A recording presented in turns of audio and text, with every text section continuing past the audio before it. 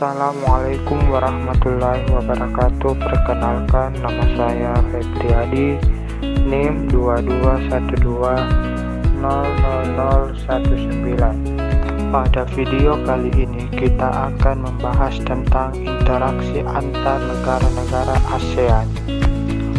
Dalam interaksi antar negara-negara ASEAN ada beberapa yang akan kita pelajari. Yang pertama, pengertian, faktor pendorong dan penghambat kerjasama. Yang kedua, bentuk-bentuk kerjasama. Yang ketiga, pengaruh kerjasama bidang ekonomi, sosial, politik, budaya, dan pendidikan terhadap kehidupan di ASEAN. Dan yang keempat, upaya-upaya meningkatkan kerjasama di antar negara-negara ASEAN. Nomor 1. Pengertian, faktor pendorong dan penghambat. Interaksi antara negara-negara ASEAN adalah menjalin hubungan antara dua negara atau lebih demi mencapai suatu kesepakatan. Organisasi internasional dibentuk guna mengatasi dan meminimalisasi masalah yang dapat ditimbulkan dari interaksi antar negara dalam berbagai bidang.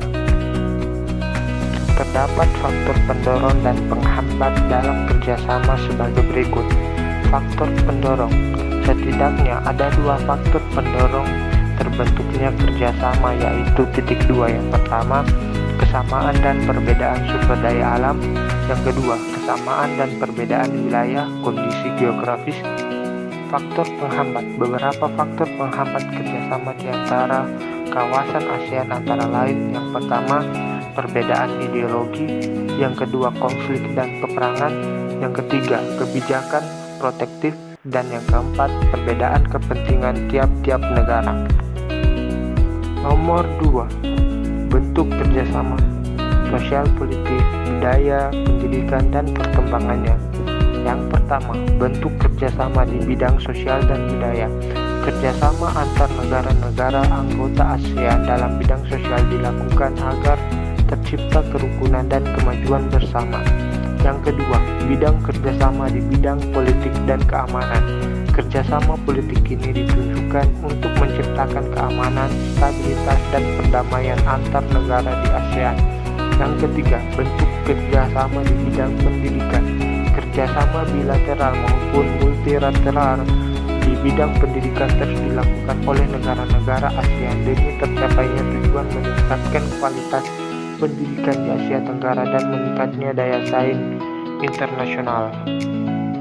Nomor 3. Pengaruh kerjasama bidang ekonomi, sosial, politik, budaya, dan pendidikan terhadap kehidupan di ASEAN.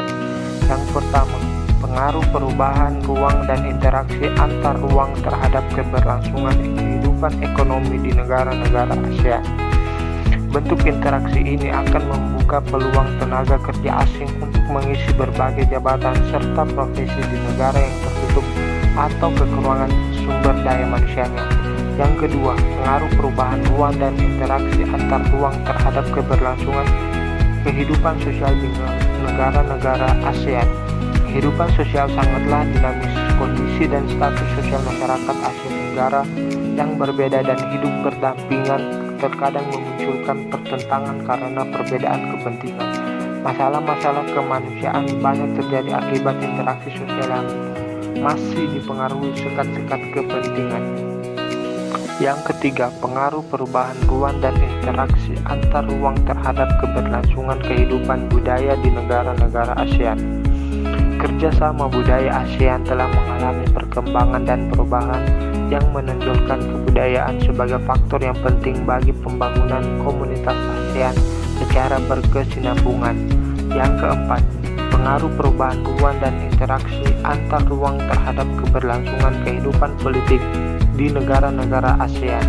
Perubahan dan interaksi antar ruang juga dapat berpengaruh terhadap kehidupan politik baik antar negara maupun antar masyarakat di Asia Tenggara. Beberapa kasus yang menjadi sorotan seperti sengketa perbatasan wilayah dan pekerja migran.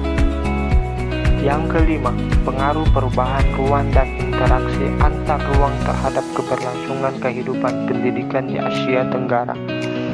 Kualitas pendidikan dan lulusan yang kompeten mengubah paradigma pendidikan di setiap negara.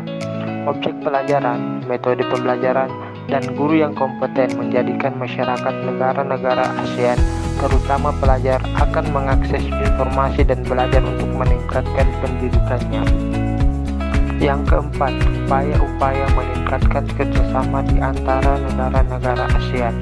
Peningkatan kerjasama tersebut memerlukan dorongan antara lain kekompakan, konsistensi, keterbukaan, rasa kecintaan, saling menghormati, dan kesetiakawanan sosial, serta dinamis dalam menjalani kerjasama.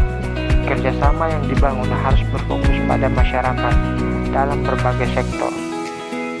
Terima kasih telah menonton video pembelajaran kali ini. Wassalamualaikum warahmatullahi wabarakatuh. Damn.